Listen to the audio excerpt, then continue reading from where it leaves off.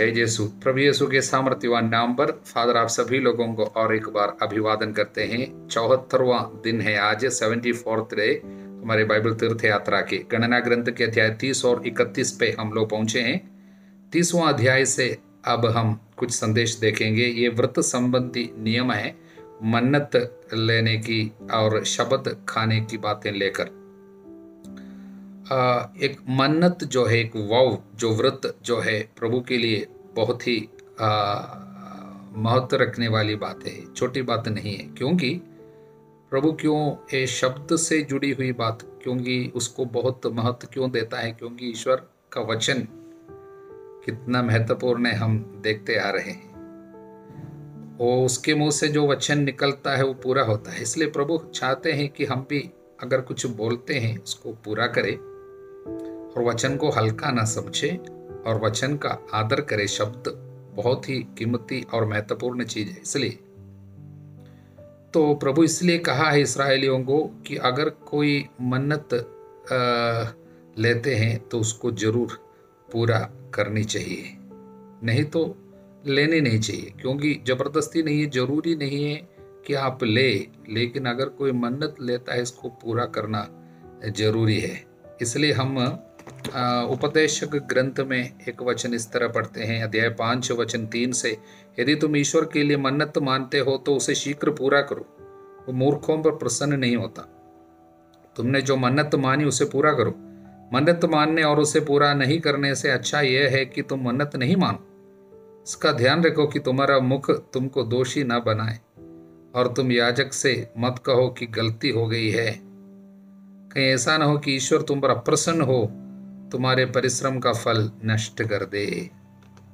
इसलिए मन्नत मानना जरूरी नहीं है, लेकिन मानने से पूरा करना है। लेकिन एक मन्नत है जो हम सभी लोगों को मानना चाहिए, मन्नत लेना चाहिए और उसको पूरा भी करना चाहिए।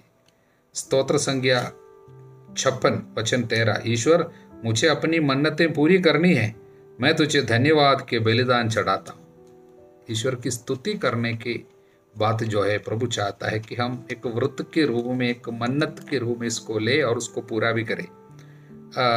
स्तोत्र 61 वचन 9, तब मैं प्रतिदिन अपनी मन्नतें पूरी करते हुए निरंतर तेरे नाम की स्तुति करूंगा। देखिए, मन्नतें पूरी कैसे करूंगा मैं? निरंतर स्तुति करते हुए। और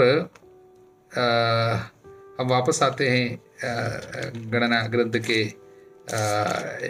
30वां अध्याय पे। यहाँ पर कुछ ऐसे मन्नतें हैं जो अमान्य है, उसको पूरा करने की जरूरत नहीं। उदाहरण के लिए, एक कन्या कुंवारी अवस्था में अपने पिता के घर में रहती हुई कुछ मन्नत करती है या दायित्व स्वीकार करती है और उसका पिता नहीं जाना इसके विषय में, या जानने के बाद अस्वीकार किया, वो उस पर आपत्ति किया, उनके लिए वो तैयार नहीं था, पापा सहमत नहीं हुई उनका पिता, तो आपका वो मन्नत अमान्य है, प्रभु से क्षमा कर देगा। और दूसरे, शादी किए हुए एक स्त्री मन्नत मानी है प्रभु के लिए कुछ, लेकिन उनका पति उसे आपत्ति करता है। जब पति को पता चला, वो बोला नहीं ये अच्छा नहीं, तब वो अमान्य है। वो जो मन्नत ली है वो अमान्य है, उसको पूरा करने की जरूरत नहीं है। इससे संदेश क्या मिलता है? पहली बात, हमें अपने शब्दों पर विशेष ध्यान रखनी चाहिए। दूसरी बात, घर पे रहने वाले लोग यानी परिवार पे जब हम रहते हैं, हर एक आध्यात्मिक कार्य में और जो भी हम प्रभु के लिए करते हैं उसको परिवार के साथ मिलकर करनी चाहिए और परिवार में एक दूसरे के हित को जानकर करनी चाहिए। यानी विशेषकर यहाँ पर जैसे लिखे हैं, पति पत्नी जब कुछ कार्य करते हैं सहमति से करना है, एक साथ। पत्नी जो करती है पति को भी सहमत होना चाहिए, यानी पत्नी को ये जानते हुए कार्य करनी चाहिए कि पति को इसके विषय में मालूम हो, पता चले। नहीं तो आप आध्यात्मिक रूप से कुछ कार्य करता है, उसके द्वारा बहुत ज्यादा नुकसान परिवार पे हो जाए, यानी प्यार की कमी, गुस्सा, क्रोध, मारपीट इत्यादि चीजें शत्रु शैतान इसको लेके घर में लेके आ सकते हैं। इसलिए आध्यात्मिक कार्यों में सबसे पहले घर की रिश्ता, पति विशेषकर पति पत्नी को अपनी रिश्ता और आपसी बातचीत और कम्युनिकेशन जो है, और हमारे साथ जो हो रहा है दूसरे को भी पता चले, इस बात का विशेष ध्यान रखना बहुत जरूरी है। लेकिन कुछ लोग आध्यात्मिक बातों को लेकर घर के कार्य को छोड़ देते हैं, जीवन साथी को छोड़ देते हैं, पिता माता को छोड़ देते हैं और बड़े प्रार्थना को लेकर जाते हैं और घर के कार्य को देखता नहीं। वो कार्य प्रभु को सर्वथा प्रिय नहीं है, प्रभु प्रसन्न नहीं होता। हालेलुया। 31वां अध्याय में मिदियानियों की पराजय की घटना बताए गए हैं। मिदियानियों के साथ एक युद्ध, एक होली वार था, एक पवित्र युद्ध, क्योंकि 25वां अध्याय के वचन 16 पे प्रभु ने मूसा से कहा, मिदियानियों पर आक्रमण कर उन्हें मार दो। कारण क्या है? क्योंकि उन्होंने तुम्हारे साथ शत्रुओं का व्यवहार किया, तुम्हारे विरुद्ध षड्यंत्र रचा और पवोर की घटना और अपनी बहन कौजबी के मामले में तुमको बहकाया। कौजबी जो है एक मिदियानी नेता की पुत्री थी, जिसका उस समय वध किया गया जब पवोर की घटना के कारण महामारी फैल गई थी। आपको पता है क्या हुआ था? ये मिदियानी लोग एक नोमाडिक लोग है, मतलब घूमते फिरते रहते थे, मतलब एक ही फिक्स्ड जगह में नहीं रहता था। अलग अलग जगह में इसराइली जब मरुभूमि में रहते थे उसी तरह अलग अलग जगह में रहते थे। लेकिन उस समय जब यह घटना हुई, उस समय इन लोग मोआबियों के साथ बहुत निकट संबंध बनाए रखते थे, उनके साथ में के रहते थे। इसलिए इस्राएली लोग जब मोआब में पड़ाव डाले, तब मोआबी जब डर गए, सबसे पहले मिदियानी नेताओं से परामर्श किया। अध्याय 22 वचन 4। इसलिए मोआबियों ने मिदियानियों के नेताओं से कहा, अब ये विशाल जनसमूह हमारे आसपास की सब चीजों को वैसे ही छाट जाएगा जैसे बैल खेत की हरी घास छट कर जाता है, इसलिए उनको मारना होगा। इसके लिए उन्होंने योजना बनाई। पहले बिलियाम को लेके आया। बिलियाम जो श्राप देंगे सोचा था, लेकिन श्राप नहीं दे पाए। इसलिए जाते जाते बिलियाम ने क्या किया? बिलियाम ने उनको एक उपाय बता दिया। इसराइलियों को मार गिराना है, उनको नष्ट करना है। दो काम कराना, एक उनसे व्यभिचार कराना, दूसरा है देवी देवता, उनका एक ईश्वर है प्रभु, उनको छोड़ के दूसरे ईश्वर की सेवा इनसे कराना, उनको बलि चढ़ाना, बलि अर्पित भोजन इनको खिलवाना। ये दो कार्य होगा तो इसराइलियों को नष्ट कर सकते हैं। इसलिए वो दोनों कार्य अध्याय 25 में हम देखते हैं, ये लोग मोआबी और मिदियानी लोग मिलकर एक कार्य को अंजाम दिया। इसलिए मिदियानी स्त्रियों को भेज दिया इजरायलियों के पड़ाव पे और वे विचार करे, और उन स्त्रियों ने उनको अपने देवताओं की पूजा में आमंत्रित किया। इस्राएलियों ने उनके देव प्रसाद खाए, उनके देवताओं को दंडवत किया। इसलिए वहां पर इसको हम लोग पवोर की बाल की घटना बताते हैं 25वां अध्याय पे। और उसके बाद उसी दिन हम लोग जब देखते हैं वहां पर क्या हुआ, जब एक घटना, उधर एक महामारी आ गई और अनेक लोग मरते जा रहे हैं। उस समय हम देखते हैं वचन 6, जब मूसा और इस्राएल का सारा समुदाय दर्शन कक्ष के द्वार पर विलाप कर रहा था, तो लोगों के देखते ही एक इस्राएली पुरुष एक मिदियानी स्त्री को अपने घर लेके आया। ये मिदियानी स्त्री का नाम है, हम लोग जो अभी अभी देखा वो है कोजबी। इसलिए मिदियानी लोग और मोआबी लोग दोनों मिलकर एक कार्य को अंजाम दिया था। हालेलुया। इसलिए मिदियानियों पर पहले हमला करने के लिए और बदला चुकाने के लिए प्रभु ने आदेश दिया। और इस युद्ध में वचन में अध्याय 31 के वचन 8 में यह भी लिखा है, उन्होंने बओर के पुत्र बिलियाम को भी तलवार के घाट उतारा। ये वही है बिलियाम जिन्होंने इस सारे कार्य को अंजाम दिया था, और आशीर्वाद सब देकर गया इसराइलियों को, और साथ साथ ये उपाय शत्रुओं को देकर भी गया था। इसलिए ये बिलियाम भी मारे गए। और यहाँ पर ये युद्ध में बहुत भारी नुकसान हुआ मिद्यानियों को पूरा मार डाला और इस्राएलियों में एक जन भी नष्ट नहीं हुए। प्रभु उनके साथ गया। तो ये बदले की भावना और नष्ट करना, ये सब हमको समझने में कुछ दिक्कत होगी, क्योंकि हम सोचते बदला अच्छा नहीं है, और नए विधान के अनुसार हम लोग ये बदले की भावना से देखना और उनको मार गिराना, ये सब बहुत खराब कार्य है। इसको हम कैसे समझेंगे? लेकिन बाइबल में अनेक जगह में ईश्वर ने का बदला है, ईश्वर का बदला इज गॉड्स वेंजेंस, ऐसी बातें हम लोग अक्सर सुनते हैं। इसका मतलब क्या है प्रियजनों? ये बदले की मतलब यही है, लेकिन इनको अच्छी तरह से हमको समझना होगा, क्योंकि ये प्रभु का न्याय है। जब पाप बढ़ता है तब उसको अगर बढ़ावा देता जाएगा तो पूरे सिस्टम को, पूरे पृथ्वी पे प्रभु ने एक ऑर्डर, एक बैलेंस लाए हैं, और उस बैलेंस को इन लोग बिगाड़ देगा। इसलिए प्रभु अपने न्याय के अनुसार पाप के लिए दंड आने देता है। यही है, जब पाप बढ़ता है, कुछ लोग पाप में रह जाते हैं, पाप जब एक विकट रूप ले लेता है और वो बढ़ता है, तब प्रभु उनके ऊपर विपत्ति आने देता है, क्योंकि पाप का वेतन मृत्यु है। ये जो विपत्ति को आने के लिए प्रभु का न्याय, the justice of the Lord, जब प्रभु का न्याय जब कार्य करेगा, तब न्यायी प्रभु पापियों के ऊपर दंड आने देता। उसके लिए किसी किसी को प्रभु इस्तेमाल भी करता है। हालेलुया। इसलिए ये विपत्ति किसी के ऊपर आने देता। अभी उस समय इस्राएलियों को प्रभु ने विशेष रूप से चुना था इसको अंजाम देने के लिए, लेकिन ये बदले की बात, ये प्रभु का कार्य है, प्रभु के हाथ में। उसको जब कोई मनुष्य अपने हाथ में ले लेता है, ये पाप हो जाता है। ये हमें करने की प्रभु अनुमति नहीं देता। बदला मेरा है, प्रतिशोध मेरा है, तुम्हें हाथ में नहीं लेना है। प्रभु किसी को अधिकार देता है। अभी उस समय विशेष परिस्थिति में इस्राएलियों को प्रभु ने अपना बदला चुकाने के लिए इस्तेमाल किया था। इसलिए अनेक जातियों के विरुद्ध इनको प्रभु ने इस्तेमाल किया।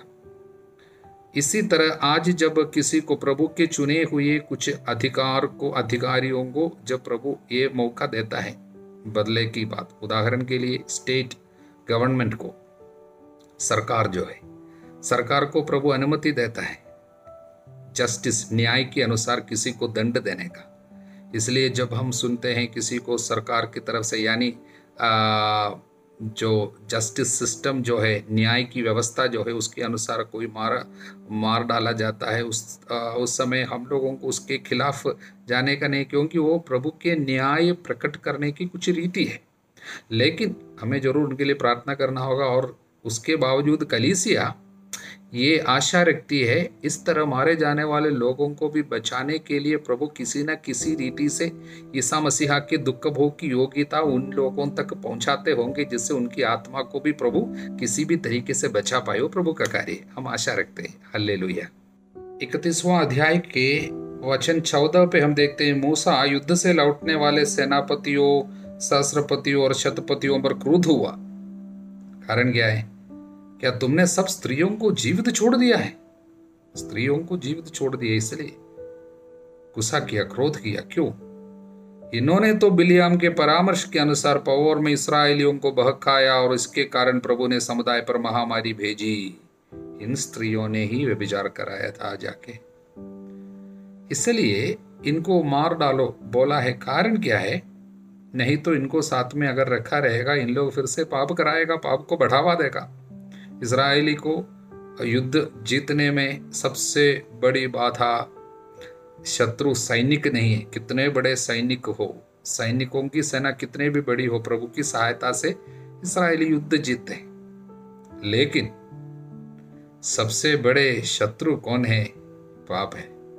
ये स्त्रियां पाप को बढ़ावा दिया, बहकाया इजरायली पुरुषों को और पाप में गिराया।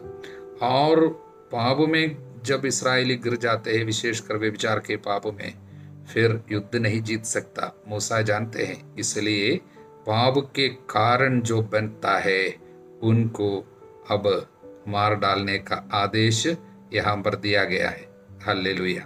प्रियजनों, कभी कभी हम सोचते हैं ईसाई होकर आज के ज़माने को देखते हुए कि हमारे लिए बहुत तकलीफ कौन देता है, और कुछ सरकार जो हमारे खिलाफ रहते हैं, शायद हमको आराधना के लिए आज़ादी नहीं देते हैं और सुसमाचार के कार्य करने के लिए हमारे ऊपर काफ़ी बाधाएं रखते हैं, और या कुछ ऐसी चीज़ें हम देखते हैं जो बहुत ज़्यादा, क्योंकि प्रभु के सुसमाचार के खिलाफ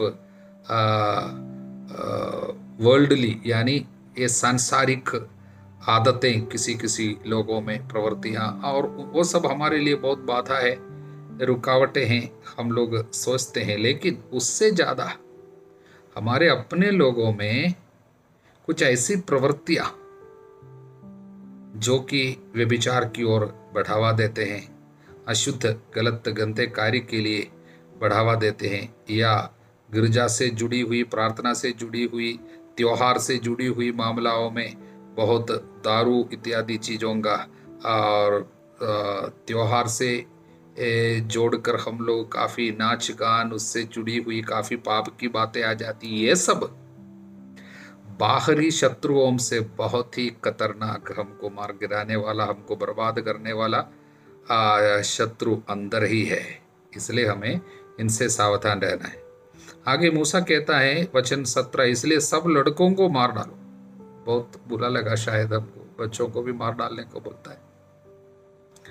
कारण यही है क्योंकि उनके संस्कृति के अनुसार, ये मिदियानी लोगों के सब नियम के अनुसार, जो बच्चा है वो जब बड़ा होगा अपने पिता के खून का बदला चुकाने का क्रोध मन में रखकर केवल बड़ा होगा। उनका नियम ऐसा है, पिता को किसी ने मारा है, उनको बदला चुकाने के लिए ही बच्चा बड़ा होगा। और वो बच्चे के ऊपर एक नियम है, मतलब उनके ऊपर एक उत्तरदायित्व रखा हुआ है उनके नियम के अनुसार। वो है बड़े होके अपनी संस्कृति को किसी भी तरीके से बढ़ा लाना, यानी उन लोगों की देवी देवता, उन लोगों की पूजा जो भी होती है, उसको किसी भी तरीके से लेके आना है, और अपने पिता या माता के सब साथ अगर किसी के अन्याय हुआ, किसी ने मार डाला है, उनको बदला चुकाना। इस तरह ये बच्चे बड़े होंगे क्रोध में, और उनकी संस्कृति को बढ़ावा लेगा। इस्राएलियों की संस्कृति जो है प्रभु के ऊपर निर्भर है, प्रभु ही उनका सब कुछ है, प्रभु की आराधना ही इस्राएल के लिए सब कुछ है। लेकिन इन लोग साथ में अगर रहने देगा, इन लोग आकर अपनी संस्कृति जो है प्रभु निषेधी, प्रभु के विधि और प्रभु के विधानों के सर्वथा निषेध करने वाला, उनका विरोध करने वाली एक संस्कृति है, इसलिए उसको बढ़ावा देने की अनुमति ही नहीं देना। यानी प्रभु के लोगों को प्रभु से दूर करने वाले कोई भी चीज को प्रभु पास तक आने नहीं देता। ये प्रभु का अपने लोगों के प्रति प्यार है, जिससे अपने लोग प्रभु से दूर न जाए। इसके लिए इस कारण से इस तरह का नियम दिया गया मूसा के द्वारा बच्चों को मार डालने का। उसके बाद 20 से लेकर वचन में हम देखते हैं, जो बातें उनसे जुड़ी हुई है, यानी मिदियानियों की छुआई हुई है या उनके पास से निकाले हैं, उन सारी चीजों का शुद्धिकरण होना, उसके बाद केवल इस्तेमाल होगा। हमारे लिए भी लागू है ये चीज। अगर दुनिया से हम कुछ चीजें लेते हैं प्रभु की सेवा के लिए, प्रभु के काम के लिए, उदाहरण के लिए दुनिया का कुछ सॉन्ग यानी गीत वगैरह, या उनका म्यूजिक और उनकी आर्ट जो है, कला संस्कृति से कुछ चीजें प्रभु के कार्य के लिए अगर लेता हो, पहले उसका शुद्धिकरण होना है। शुद्धिकरण करा के केवल प्रभु की सेवा में हम ले सकते हैं। और शुद्धिकरण के लिए हमारे भी शुद्धिकरण, हम लोग जब दुनिया में रहते हैं, हमारे भी शुद्धिकरण की जरूरत है। शुद्धिकरण के लिए 2 चीजें प्रभु इस्तेमाल करते हैं। एक जो है शुद्धिकरण का मतलब इस्तेमाल, एक फायर यानी आग के द्वारा, आग को प्रभु इस्तेमाल करता है शुद्धिकरण के लिए, अर्थात उन सब चीजों को जो अग्नि में भस्म नहीं होती, अग्नि में डालकर शुद्ध करोगे अग्नि का। और दूसरा है शुद्धिकरण का जो पानी है, शुद्धिकरण का जल, उसको भी इस्तेमाल करेगा। इसी तरह प्रभु ये दोनों को आज भी इस्तेमाल करते हैं हमारे शुद्धिकरण के लिए। एक फायर, आग, आग में मतलब क्या है, जीवन के दुख तकलीफों की भट्टी में प्रभु डालते हैं, दुख की भट्टी में, इसलिए उसके द्वारा शुद्धिकरण होता है। हालेलुया। आग की शुद्धिकरण कैसे होता है? जो शुद्धिकरण करने वाला आदमी तब तक बैठा रहेगा। आग, सोना, उदाहरण के लिए सोने का शुद्धिकरण कैसे होता है? सोना को आग में डाला जाता है, सोना भी तो आग में रखकर तपाया जाता है। जब आग में जब तपाया जाता है तब सोना के अंदर अगर कुछ भी खराब चीजें हैं, अशुद्ध चीजें हैं, वो सब उबल कर ऊपर आएगा। उसको ये शुद्धिकरण करने वाला आदमी हटाता जाएगा और तब तक ये सोना को आग में रखेगा जब तक सोने पे शुद्धिकरण करने वाला जो है उसका चेहरा इस पे दिखाई नहीं देगा, तब तक इसको आग में रखेगा। जब उसका चेहरा एकदम पूरा ये लोहा जो है, मतलब ये सोना जो है उस पर जब दिखाई देगा तब शुद्धिकरण बंद होगा। इसका मतलब क्या है? आग में प्रभु जब हमारी शुद्धिकरण करेंगे तब तक हमको रहने देंगे जब तक उसकी चेहरा, उसका रूप, उसका सादृश्य, उसकी छाया जब तक हम में पूर्ण रूप से दिखाई नहीं देता हो, तब तक दुख तकलीफों की भट्टी में प्रभु रखेगा। हालेलुया। और दूसरा है शुद्धिकरण का जल। ये केवल बपतिस्मा का पानी केवल नहीं है, बल्कि वचन से भी प्रभु हमको शुद्ध करेंगे, क्योंकि एफेसियों के अध्याय 5 वचन 26 पे शुद्धिकरण के बारे में प्रभु लिखा है। प्रभु कलीसिया को कैसे शुद्ध करेगा वो उसके विषय में लिखा है। कहाँ पर है? एफेसियों के अध्याय 5 वचन 26 पे हम इस तरह पढ़ते हैं, जिससे वह उसे पवित्र कर सके, वचन तथा जल के स्नान द्वारा शुद्ध कर सके। इसलिए वचन से शुद्ध करने को ये शुद्धिकरण का जल का शुद्धिकरण ही है। इसलिए पवित्र वचन से प्रभु हमको धो देगा। इसलिए वचन के द्वारा और बपतिस्मा के जल के द्वारा सब प्रभु हमको शुद्ध करता है। हालेलुया। इस तरह इस अध्याय से हमको ये संदेश मिलते हैं कि प्रभु किस तरह हमको प्यार करते हैं, शत्रुओं को पराजित करते हैं, हमको पाप से बचाए रखने के लिए, पाप की ओर जो झुकाव आ सकता है उसी को भी रोकने के लिए प्रभु कितना कोशिश करते हैं, और किस तरह शुद्धिकरण की बातें सब लेके आते हैं। ये सब इसलिए है प्रभु पवित्र है, अपने लोगों की पवित्रता वो हर कदम पे मानता है। हालेलुया। स्तोत्र संख्या 32 यह एक पश्चातापी स्तोत्र है, पेनिटेंशियल साम। इस तरह का 7 स्तोत्र है पूरे बाइबल पे। उसमें ये दूसरा स्तोत्र है, पेनिटेंशियल, सेकंड पेनिटेंशियल साम। पहला स्तोत्र 6 रहा, अब दूसरा ये 32 है, अगला 38वां है। इस तरह जाता है। तो ये प्रायश्चित और पश्चाताप का संदेश है इसमें।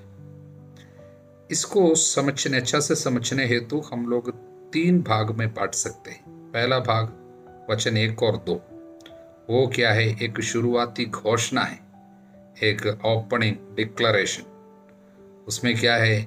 धन्य है वो जिसका अपराध क्षमा हुआ, जिसका पाप मिट गया। एक घोषणा है। और जिसका धन्य है वो जिसे ईश्वर दोषी नहीं मानता, जिनका मन निष्कपट है। सच्ची धन्यता, सच्ची आशीष उसी से आती है, यानी पाप क्षमा से बढ़कर और कुछ नहीं। वो अपने व्यक्तिगत जीवन से ही इस बात को प्रकट करता है। इसलिए दूसरा भाग जो है व्यक्तिगत अनुभव है, दाऊद का व्यक्तिगत अनुभव, वचन 3 से 7 तक। ये व्यक्तिगत अनुभव में पहला भाग पाप मेरे साथ क्या कर रहा था, वो है 3 और 4 में। और 5, 6, 7 में क्या है? मैं प्रभु के पास गया तो मुझे क्या मिली है। पाप इनके साथ क्या करा? जब तक मैं मौन रहा, माने जब तक मैंने पाप को छिपाया, तब तक मेरे निरंतर कराहने से हड्डियां छीजती रही, मेरी हड्डियों पे असर हो गया।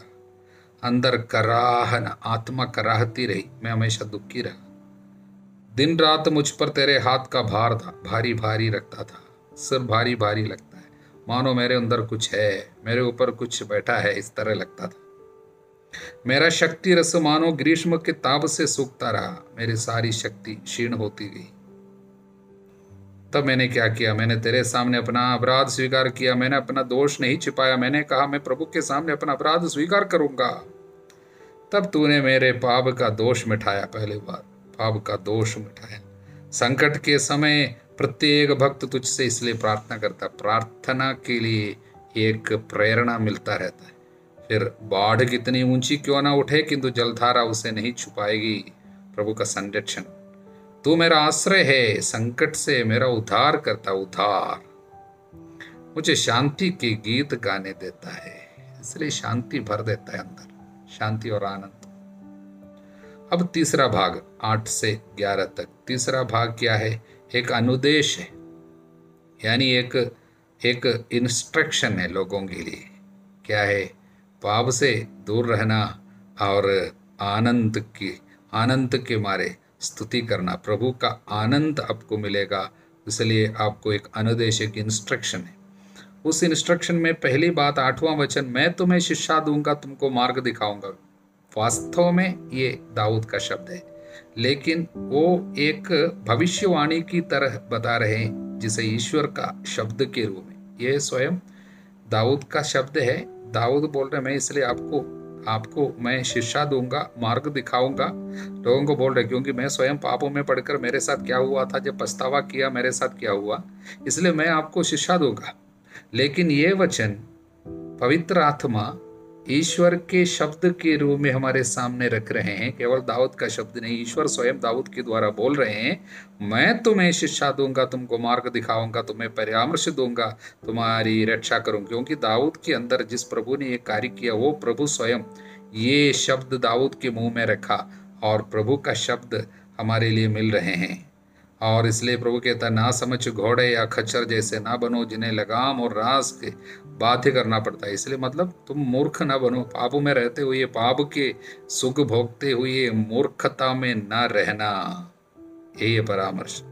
क्योंकि दुष्ट को बहुत से दुख झेलने पड़ते हैं, किंतु जो प्रभु पर भरोसा रखता है उसे प्रभु की कृपा घेरे रहती है। इसलिए अंतिम परामर्श, अंतिम अनुदेश यही है, धर्मियों उल्लसित होकर प्रभु में आनंद मनाओ। प्रभु में केवल आनंद मनाना, पाप का आनंद अच्छा नहीं है, वो हमको दुख में बांधेगा। भले ही थोड़ा समय सुख देगा, लेकिन वो हमको दुख में, निराशा में बांधेगा। इसलिए प्रभु में आनंद मनाओ, तुम सब जिनका हृदय निष्कपट है, आनंद के गीत गाओ। सच्चा आनंद कहाँ से आते? पवित्रता के द्वारा आती। प्रभु का आनंद पवित्रता के कारण हमको प्राप्त होती है। इसकी घोषणा दाऊद के द्वारा प्रभु कर रहे हैं। हालेलुया। योहन के सुसमाचार के बहुत ही महत्वपूर्ण एक अध्याय है, अध्याय 6। पवित्र परम प्रसाद की घोषणा प्रभु कर रहे हैं, यानी मैं अपना शरीर भोजन के रूप में, रोटी के रूप में तुम सबों को दूंगा। जो मुझे खाएगा और मेरा रक्त पिएगा, वो सच में जीवित रहेगा। ये घोषणा लोगों के सामने पहली बार प्रभु रख रहे हैं।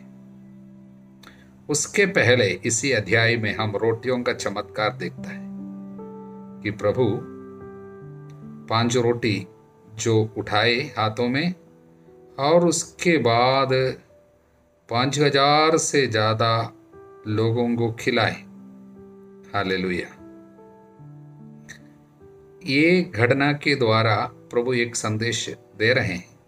ये केवल रोटी से जुड़ी हुई मामला केवल नहीं है, बल्कि रोटी जो है एक ऐसी जो वस्तु है, एक सब्सटेंस है, वो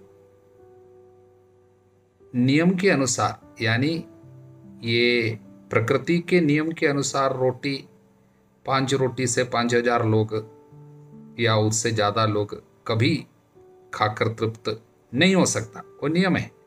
लेकिन प्रकृति के नियम के ऊपर प्रभु अपने अधिकार को प्रकट करते हैं, और इतने सारे लोगों के लिए अब कोई शक नहीं है कि प्रभु को, माने जिन्होंने हमारे लिए दिया, उसके पास अधिकार है। यानी ये रोटी से जो कहता है वो बन जाता है।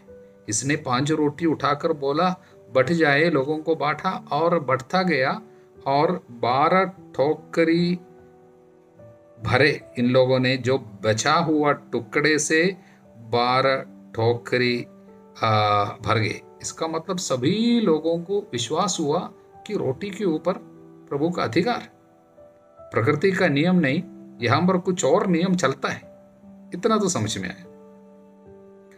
और उसके बाद प्रभु समुद्र पर चलते हैं, यानी पानी के ऊपर चलता है। पानी का एक नियम है, यानी प्रकृति का एक नियम है कि पानी के ऊपर कोई चल नहीं सकता, पानी के ऊपर पैर रखेगा हम डूबेगा, यही है नियम। लेकिन शिष्यों के सामने प्रभु वो नियम को तोड़ा और अपना एक नियम रखा, यानी ये पानी जो लिक्विड स्टेट में है, या पानी का जो अवस्था है, उसके ऊपर प्रभु अपना नियम को चलाए, यानी प्रभु उसके ऊपर चला, यानी पानी के ऊपर प्रभु का अधिकार को उसने प्रकट किया, लोगों के सामने प्रकट किया। हालेलुया। ये दोनों वास्तव में एक तैयारी थी। किसके लिए? परम प्रसाद की बात लोगों को समझाने के लिए एक तैयारी, यानी रोटी के ऊपर भी पानी, या पानी की स्थिति क्या है, एक लिक्विड स्टेट जो बोलता है, उसके ऊपर भी प्रभु अपना अधिकार को प्रकट किया। और उसके बाद कफरनाओं में स्वर्ग की रोटी की प्रतिज्ञा वो कर रहे हैं, मैं स्वर्ग से उतरी हुई रोटी हूं, मैं स्वर्ग से उतरी हुई रोटी हूं। वचन 41। स्वर्ग से उतरी हुई, स्वर्ग से उतरी हुई 6 बार इस अध्याय में प्रभु बोलते हैं। मैं जीवन की रोटी हूं, प्रभु बोला। और प्रभु ने यह कहा, यदि तुम मेरा शरीर नहीं खाओगे, मानव पुत्र का मांस नहीं खाओगे और उसका रक्त नहीं पियोगे, तुम्हें जीवन प्राप्त नहीं होगा। क्योंकि जो मेरा मांस खाता और मेरा रक्त पीता उसे अनंत जीवन प्राप्त है, मैं उसे अंतिम दिन पुनर्जीवित कर दूंगा। प्रियजनों, साथ रहने वाले शिष्यों को इसको विश्वास करने के लिए कोई समस्या नहीं हुई, क्योंकि उन्होंने देखा है ये जो बोलता है वो होता है। तो अगर ये 5 रोटी उठाकर अगर बोला है, बांटने के लिए बोला, तो बट गया। हम आंखों के सामने देखा है, तो इसलिए होता है। भले ही समझना बहुत मुश्किल है कि ये मांस खाने के लिए रोटी के रूप में देगा या अपना रक्त हमको पीने के लिए देगा, समझने के लिए बहुत मुश्किल है। इसलिए बाकी सारे लोग, बहुत से शिष्यों द्वारा ईसा का परित्याग। इन लोगों ने पूछा, ये तो कठोर शिक्षा, इसे कौन मान सकता है? लोग भुनभुना रहे थे। तब प्रभु इनकी भुनभुनाहट देखकर अपने शब्द को नहीं बदला, बल्कि प्रभु ने कहा, तुम इससे विचलित हो रहा, जब तुम मानव पुत्र को वहां आरोहण करते देखोगे जहां वो पहले था, यानी मैं स्वर्ग से आया हूं 6 बार बोलने के बाद बोल रहे हैं, वहां आरोहित करते देखोगे तो क्या कहोगे? ये सब सुनकर उन लोग बहुत तकलीफ में आ गया। इसके बाद बहुत से शिष्य अलग हो गए, उन्होंने उनका साथ छोड़ दिया। जब लोग कलीसिया को छोड़कर गया इसी कारण से, अब तक पिछले 20 सदियों में, 20 सेंचुरीज यीशु के बाद भी कलीसिया को छोड़कर कितने लोग चले गए इस बात को लेके कि ये परम प्रसाद। कुछ लोग बोले, हम विश्वास नहीं कर सकता, ये सच में उसका शरीर है, उसका रक्त नहीं, ये तो प्रतीकात्मक रूप से सिंबॉलिक है। लेकिन कलीसिया बोले, सिंबॉलिक नहीं, ये वास्तव है, सच में यीशु का शरीर बनता है। हालेलुया। इसलिए कई लोग छोड़कर चले गए। तब प्रभु ने 12 लोग रह गए उनके साथ, शिष्य लोग। प्रभु ने पूछा, क्या तुम भी जाना चाहते हो? तब सिमोन पेत्रुस ने उत्तर दिया, प्रभु हम किसके पास जाए? आपके शब्दों में अनंत जीवन का संदेश है। इसका मतलब क्या है? हम जानता है आपके शब्दों में जीवन है, आप बोलता वो होता है। अर्धांगरोही को बोला उठो तो उठा, मुर्दों को बोला बाहर आओ तो बाहर आए। तो आप 5 रोटी हाथ में उठाकर बोला ये बांटो, और ये बढ़ गया। हम इसलिए विश्वास करते हैं, आप हाथ में रोटी लेकर बोलेगा मेरा शरीर है, हम जानते हैं आपका शरीर बन जाएगा। आप कुछ दाखरस जहायद उठाएगा और उसके बाद बोलेगा ये मेरा रक्त है, वो आपका रक्त बन जाएगा, क्योंकि आपके शब्दों में जीवन है। हमको विश्वास करने में कोई तकलीफ नहीं। हम कहाँ जाएंगे? हम विश्वास करते, जानते हैं आप ईश्वर के भेजे हुए परम पावन पुरुष है। हालेलुया। प्रियजनों, आज भी हम कलीसिया में, कैथोलिक कलीसिया में इसलिए हैं क्योंकि हम विश्वास करते हैं उसका शरीर और रक्त से हमको जीवन मिलता है। जो परम प्रसाद पे विश्वास नहीं करता है वो जा सकता है। तो 12 जन रह गया। तुरंत प्रभु एक और बात कहा। ईसा ने उनसे कहा, क्या मैंने तो 12 को नहीं चुना? तब भी तुम में से एक शैतान है। प्रभु उस समय परम प्रसाद की व्याख्या कर रहे थे, परम प्रसाद की बातें बोल रहे थे। उस समय क्यों ये शैतान की बात बोले? क्योंकि जब वो परम प्रसाद देगा, परम प्रसाद की स्थापना जिस दिन करेगा, जिस दिन परम प्रसाद की स्थापना करेगा, वो आखिरी बिहारी का समय है। रोटी हाथ में उठाकर बोलेगा, ये मेरा शरीर है।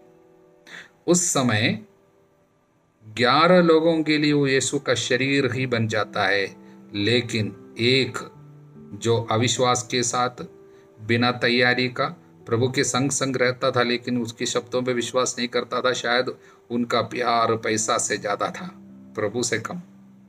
पैसा को पहला पसंद कर मानता था और इसलिए पैसा के लिए प्रभु को वो बेचने की सोच मन में रख के आया था। और वो अशुद्धि में, पाप की स्थिति में जब परम प्रसाद को लिया, प्रभु के शरीर को लिया, वचन में लिखा है, वचन में लिखी हुई सबसे दुखदाई शब्द वो है कि उसमें लिखा है, ये रोटी ग्रहण करने पर यूदस में शैतान घुस गया। शैतान घुस गया। यीशु का वो शरीर, जब रोटी प्रभु ने जो दिया वो उसका शरीर था। बाकी सबों के लिए वो यीशु का शरीर रहा, लेकिन इनके लिए, यूदस के लिए वो शैतान बन गया। यीशु जीवन दे रहा था, यूदस के लिए वो मृत्यु बन गई। यीशु संसार का प्रकाश, ज्योति है, सबों के लिए प्रकाश, इनके लिए अंधकार। इसलिए वचन में लिखा है, वो बाहर गया तब अंधकार थी, रात थी उसके लिए, उसको बचा नहीं पाया। इसलिए प्रियजनों, पाप में, अशुद्धि में परम प्रसाद को ग्रहण करना, जानबूझकर पाप की हालत में रहते हुए परम प्रसाद को स्वीकार करना सबसे बड़ी खतरा है। इससे हमें सावधान रहनी चाहिए। हमारे प्रभु यीशु मसीह की कृपा, ईश्वर का प्रेम, पवित्र आत्मा का साहचर्य आप सभी लोगों के साथ बनी रहे, अब सदा सर्वदा अनंत काल तक। आमीन। जय यीशु।